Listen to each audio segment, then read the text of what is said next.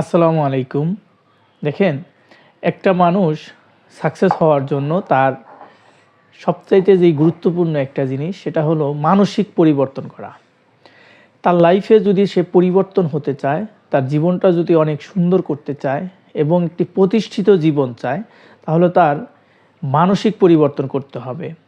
যেমন মানসিক পরিবর্তনের ভিতরে আপনি চিন্তা করেন, নেতিবাচক চিন্তাগুলো বাদ দিতে হবে। যে আপনার ভিতরে আপনি মানুষ, আমি মানুষ, আমাদের ভিতরে নেতিবাচক চিন্তা আসতেই পারে, স্বাভাবিক, কিন্তু এইগুলা পরিহার করতে হবে। কারণ দেখেন, আমি প্রত্যেকটা কাজকে পজিটিভলি দেখব। আমি যেই কাজগুলো শিখতেছি, যাই করতেছি না কেন, সব পজিটিভ চিন্তা করব।